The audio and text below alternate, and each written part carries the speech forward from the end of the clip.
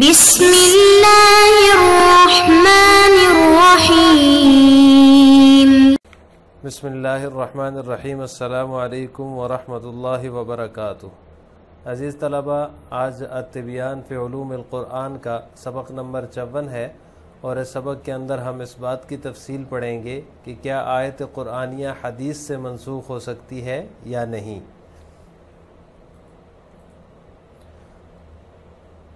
عزیز طلبہ، تمام علماء کا اس بات پر اتفاق ہے کہ قرآن کے لیے اور حدیث نبوی صلی اللہ علیہ وسلم کے لیے ناسخ ہو سکتی ہے۔ اسی طرح خبر متواتر سے منسوخ ہو سکتی ہے،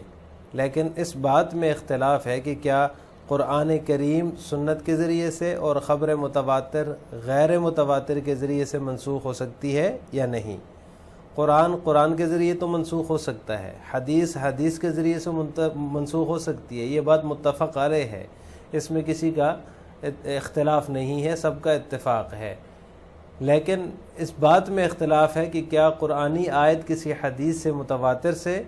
اور اسی طرح حدیث متواتر کسی غیر متواتر حدیث کے ذریعے سے منسوخ ہو سکتی ہے یا نہیں۔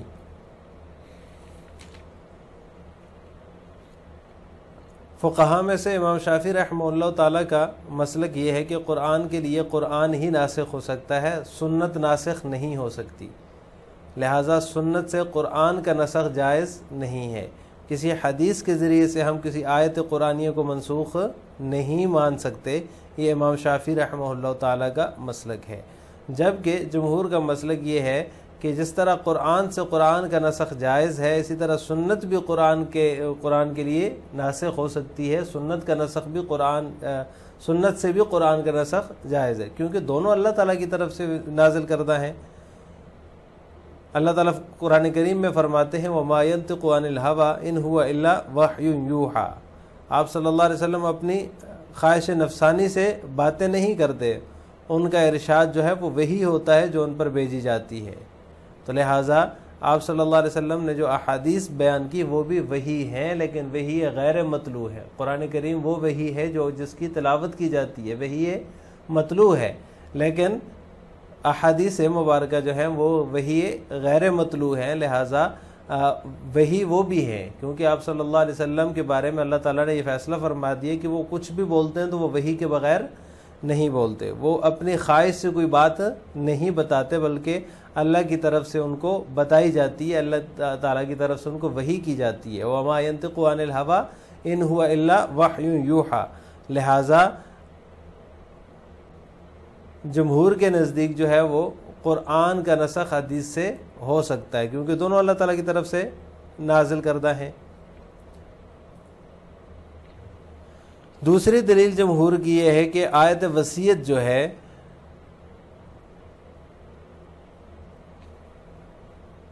وہ بھی حدیث سے منسوخ ہوئی ہے، جیسے کہ حدیث ہے ان اللہ آتا کل ذی حق حقہ الا لا وصیۃ لوارث۔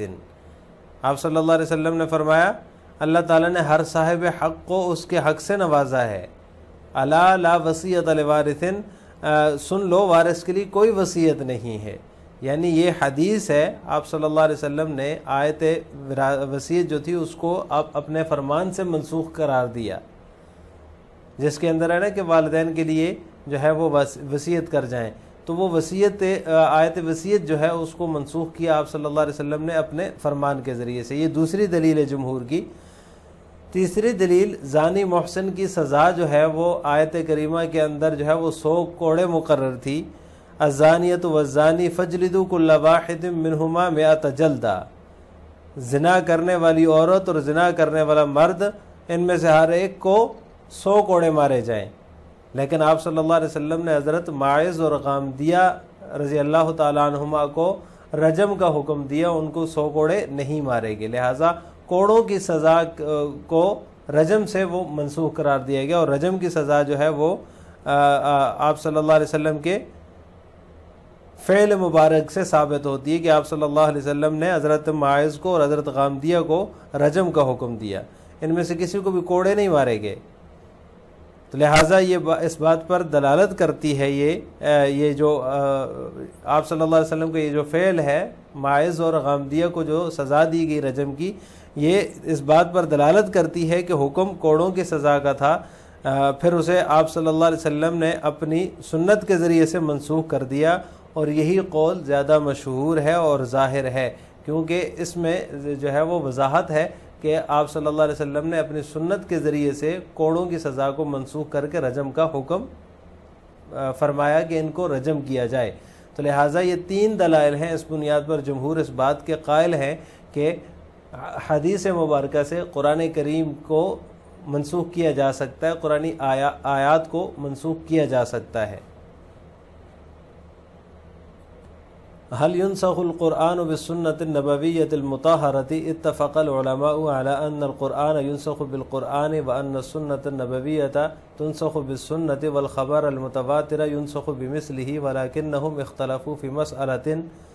وهي هل ينسخ القرآن بالسنة والخبر المتواتر بغير المتواتر، فذهب الشافعي رحمه الله إلى أن الناسخ للقرآن لا بد أن يكون قرآنا مثله، فلا يجوز عنده نسخ القرآن بالسنة النبوية لأنها ليست في درجة القرآن، وذهب الجمهور إلى جواز نسخ القرآن بمثله وبالسنة المطهرة أيضا، لأن الكل حكم الله تعالى ومن عنده والكل بوحي من الله عز وجل، وما ينطق عن الهوى إن هو إلا وحي يوحى، وحجة الجمهور ما ورد من نسخ آية الوصية بحديث إن الله أعطى كل ذي حق حقه ولا لا وصية لوارث، ونسخ جلد الزاني المحسن في الآية الكريمة الزانية والزاني فاجلدوا كل واحد منهما 100 جلدة، حيث نسخ الجلد بالرجم، فقد رجم رسول الله صلى الله عليه وسلم ماعزا والغامدية ولم يجلد واحدا منهما، ولم يجلد واحدا منهما، فدل على أن الحكم وهو الجلد نسخ بالسنة المطهرة، وهذا القول هو الأشهر والأظهر والله أعلم۔ کیا قرآن کو سنت نبویہ مطہرہ سے منسوخ کیا جا سکتا ہے؟ علماء کا اس بات پر اتفاق ہے کہ قرآن کے لیے اور حدیث نبوی حدیث کے لیے ناسخ ہو سکتی ہے، قرآن کو قرآن کے ذریعے سے اور حدیث کو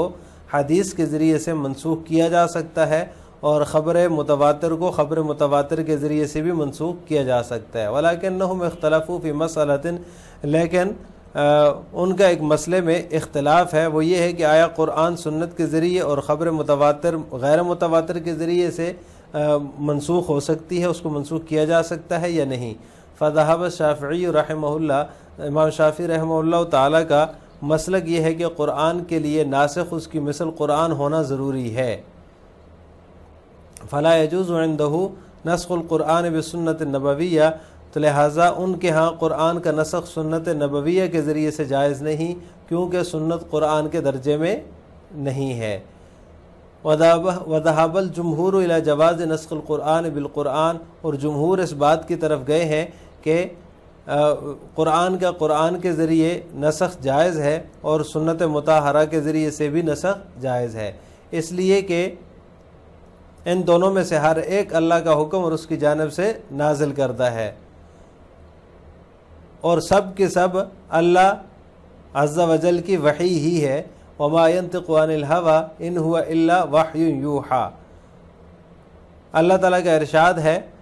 آپ صلی اللہ علیہ وسلم اپنی خواہش نفسانی سے باتیں نہیں بناتے، اور ان کا ارشاد جو ہوتا ہے وہ وحی ہے جو ان پر بھیجی جاتی ہے۔ وحجۃ الجمہور ما ورد من نسخ آیۃ الوصیۃ بحدیث ان اللہ اعطى كل ذی حق حقہ ولا لا وصیۃ لوارث، جمہور کی ایک دلیل آیت وصیت کے ذریعے آیت وصیت کے حدیث سے منسوخ ہونے کے بارے میں یہ روایت بھی ہے کہ اللہ تعالیٰ نے ہر صاحب حق کو اس کا حق دیا ہے، اس کے حق سے نوازا ہے، سن لو وارث کے لیے کوئی وصیت نہیں ہے۔ ونسخہ، اور زانی اگر محسن ہو تو آیت مبارکہ میں اس کی سزا 100 کوڑے مقرر تھی، الزانیۃ والزانی فاجلدوا کل واحد منہما 100 جلدہ، زنا کرنے والی عورت اور زنا کرنے والا مرد، ان میں سے ہر ایک کو 100 کوڑے مارو۔ پھر 100 کوڑے مارنے کی سزا کو جو ہے وہ منسوخ کر دیا گیا سنگسار کرنے کے حکم سے۔ چنانچہ آپ صلی اللہ علیہ وسلم نے حضرت ماعز اور غامدیہ رضی اللہ تعالی عنہما کے رجم کا حکم دیا اور ان میں سے کسی ایک کو بھی کوڑے نہیں لگائے۔ تو یہ اس بات پر دلالت کرتی ہے کہ اعلی ان الحکم وهو الجلد نسخ بالسنت المطہرہ، کہ جو 100 کوڑوں والی سزا تھی اس کو منسوخ کر دیا گیا سنت نبویہ کے ذریعے سے۔ وهذا القول هو الاشہر والاظہر، اور یہی قول زیادہ مشہور اور ظاہر ہے، واللہ اعلم۔ لہٰذا آج کے سبق کی تفصیل اور خلاصہ یہ ہے کہ آج کے سبق میں ہم نے آیت قرآنیہ کے حدیث سے منسوخ ہونے اور خبر متواتر کے غیر متواتر سے منسوخ ہونے کے بارے میں تفصیل پڑھی ہے۔ امام شافعی رحمہ اللہ تعالیٰ کے ہاں قرآن کا نسخ حدیث کے ذریعے سے نہیں ہو سکتا، وہ کہتے ہیں کہ قرآن کا نسخ قرآن کے ذریعے سے ہی ہوگا، اور اس طرح خبر متواتر کا بھی خبر متواتر کے ذریعے ہی ہوگا، جبکہ جمہور علماء کا مسلک یہ ہے کہ قرآن اور حدیث دونوں اللہ تعالیٰ کی طرف سے نازل کرتا ہے، اس لیے قرآن کا نسخ حدیث سے بھی ہو سکتا ہے۔ اس کی انہوں نے 3 دلیلیں ذکر کی ہیں۔ ایک دلیل تو وما ينطق عن الهوى ہے، اور دوسری آیت وصیت کے حدیث سے منسوخ ہونے کے بارے میں ہے، روایت ہے ان اللہ اعطى كل ذي حق حقه الا لا وصیۃ لوارث، اور تیسری دلیل جو زانی محسن کی جو سزا تھی وہ 100 کوڑے تھی آیت کے اندر، الزانیۃ والزانی فاجلدوا كل واحد منهما 100 جلدہ، اس کو آپ صلی اللہ علیہ وسلم نے اپنی سنت مطہرہ کے ذریعے سے منسوخ کر دیا۔ یہ تیسری دلیل تھی جمہور کی۔ آخر میں آپ سے 2 سوال ہیں۔ قرآن کے حدیث سے منسوخ ہونے کے حوالے سے جمہور کا مسلک کیا ہے؟ نمبر 2، آیت کریمہ کے مطابق زانی محسن کی سزا کیا ہے؟ ان دونوں سوالوں کا جواب آپ نے کمنٹ باکس میں دینا ہے۔ السلام علیکم ورحمۃ اللہ وبرکاتہ۔